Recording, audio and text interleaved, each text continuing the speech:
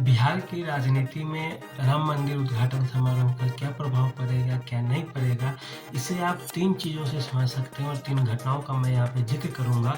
आप केवल उसी का आधार बनाकर उसी के सहारे आप इसे समझने की कोशिश कर सकते हैं। उनमें से पहला है, जब राम मंदिर के लिए आंदोलन चलाए जा रहे थे 1989 के दशक में और 1990 में बाबरी विध्वंस का पहला प्रयास किया जाता है और कारसेवक वहाँ पर अयोध्या में जमा होते हैं और गोली चलती है वहाँ पे।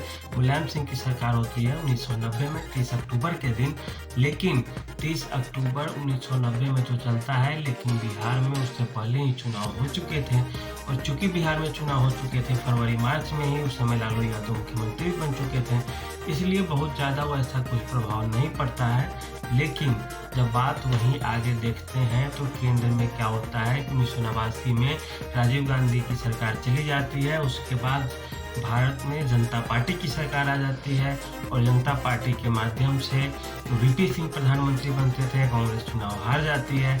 इसके बाद फिर होता है तो आई.के. गुजराल हो जाते हैं।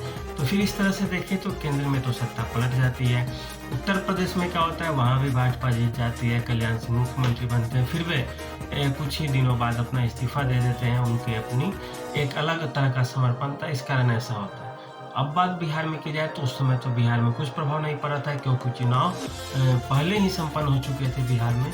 और उसके बाद जो बात बचती है कि लालू यादव बने रह जाते हैं। लालू यादव आडवाणी को भी गिरफ्तार कर लेते हैं और इस कारण आडवाणी की रथ यात्रा बिहार में रुकती है। इधर उत्तर प्रदेश में घटना घट जाती है, लालू आज तक गीत गाते हैं उस चीज़ का, और लालू यादव के पास मुस्लिम वोट बैंक या मुस्लिम समाज पर अच्छी पकड़ बन जाती है, क्योंकि राम रथ यात्रा को लालू यादव ने रोकने का काम किया था।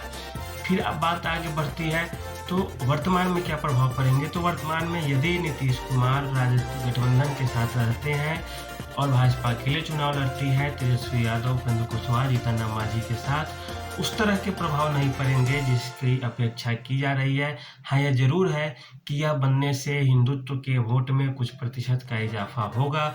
हिंदुत्व के विचार के नाम पे भाजपा को कुछ वोट मिलेंगे, लेकिन उतने भी नहीं मिलेंगे जितने की भाजपा उम्मीद कर पा रही बिहार में, क्योंकि नीतीश कुमार के पास अभी भी अति पिछड़ा वोट बैंक का कुछ हिस्सा और उनके पास बचा ही हुआ है।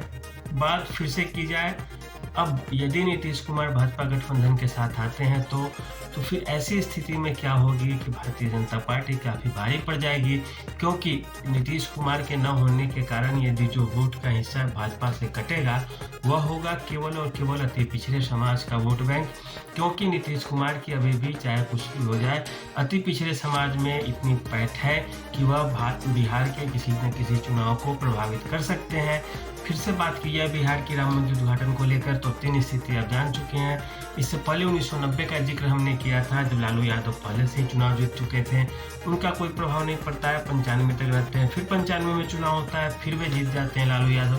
97 में चारा घोटाला में आरोपी होने के कारण उनको इस्तीफा देना पड़ता है, राबड़ी देवी आती है, लेकिन वे फिर भी चुनाव जीत जाते हैं।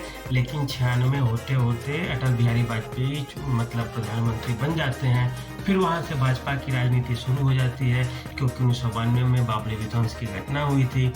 उसके बाद बिहार में यदि नीतीश कुमार और राजद साथ रहते हैं तो भाजपा को उतना फायदा नहीं होगा बिहार विधानसभा चुनाव में जितना की अपेक्षा की जा रही है। यदि नीतीश कुमार भाजपा के साथ आते हैं तो विपक्षी पार्टियों का सफाया हो सकता है बिहार में, क्योंकि हिंदुत्व की राजनीति का एक अलग मत प्रतिशत होता है।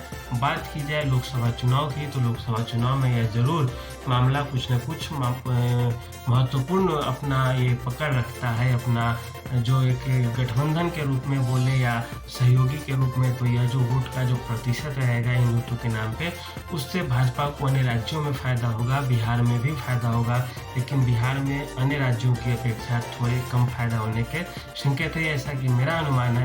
बाकी आपका क्या है, कैसा है, हम नहीं कर सकता, आप हमें कमेंट सेक्शन में बताएंगे। आज के लिए